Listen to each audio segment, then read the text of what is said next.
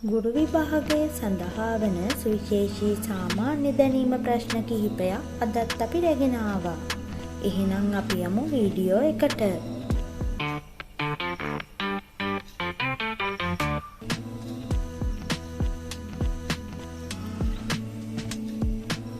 ජාතික අධ්‍යාපන ආයතනය පිහිටා ඇත්තේ මහරගම.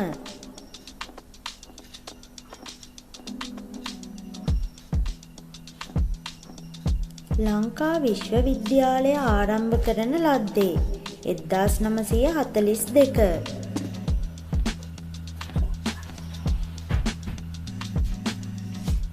උසස් පෙළ සඳහා තාක්ෂණ වේදය විෂය ධාරාව හඳුන්වා දෙන ලද්දේ 2013.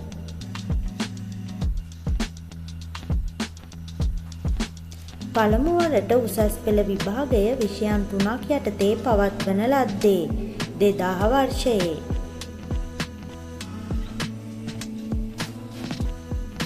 විශ්වවිද්‍යාල ප්‍රතිපාදන කොමිෂන් සභාව ආරම්භක සභාපතිවරයා වන්නේ මහාචාර්ය ස්ටැන්ලි කල්පගේ මහතා.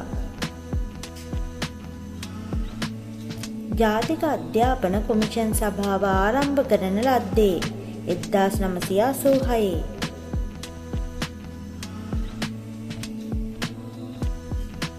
සුරක්ෂා සිසු රක්ෂණාවරණය ආරම්භ කරන ලද්දේ 2017 වර්ෂයේ.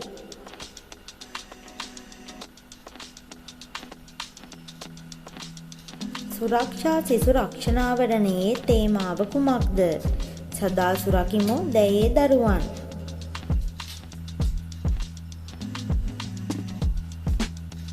ගුරුවරුන්ගේ සදාචාරාත්මක හැසිරීම පිළිබඳ ආචාර ධර්ම පද්ධතිය හඳුන්වා දෙන ලද්දේ 2012.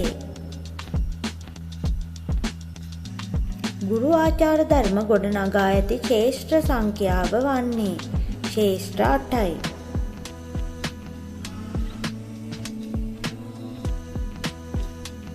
ශ්‍රී ලංකාවේ ඩිජිටල් සාක්ෂරතාවය වන්නේ 57%යි.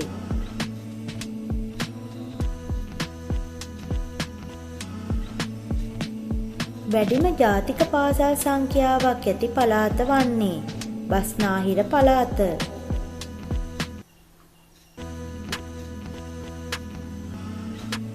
අඩුම ජාතික පාසල් සංඛ්‍යාවක් ඇති පළාත වන්නේ උතුරුමැද පළාත.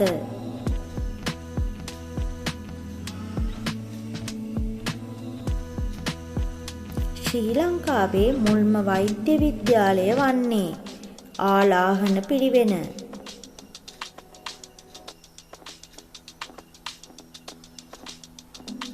පාසල් කළමනාකරණ කමිටුවක උපරිම සමාජික සංඛ්‍යාව වන්නේ සමාජිකයන් 14යි.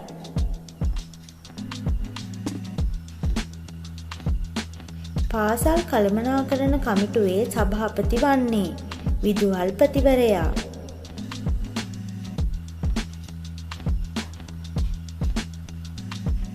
පාසල් ක්‍රීඩා තරඟ පැවැත්වෙන මට්ටම් ගණන වන්නේ මට්ටම් 5යි.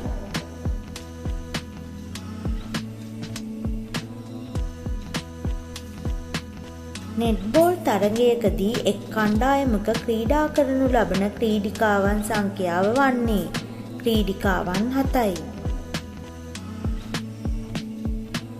වොලිබෝල් තරගයකදී එක් කණ්ඩායමක ක්‍රීඩා කරනු ලබන ක්‍රීඩකයින් සංඛ්‍යාව වන්නේ ක්‍රීඩකයින් 6යි.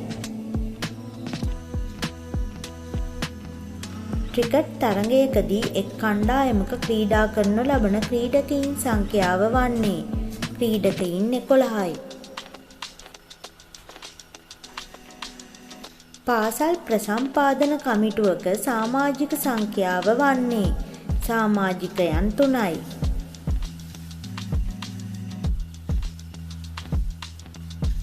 පාසල් කමිටුවේ නිල කාලය වන්නේ වසර 2යි.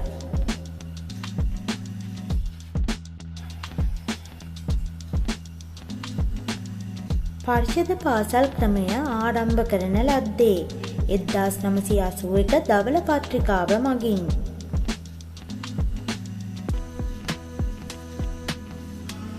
ප්‍රාකෘතිය විෂය හඳුන්වා දෙන ලද්දේ 1972 නව අධ්‍යාපන ප්‍රතිසංස්කරණ මගින්.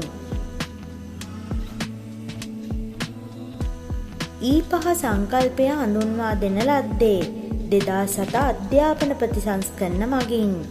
මේ වගේ තවත් වීඩියෝ බලන්න දැන්ම අපිව සබ්ස්ක්‍රයිබ් කරන්න.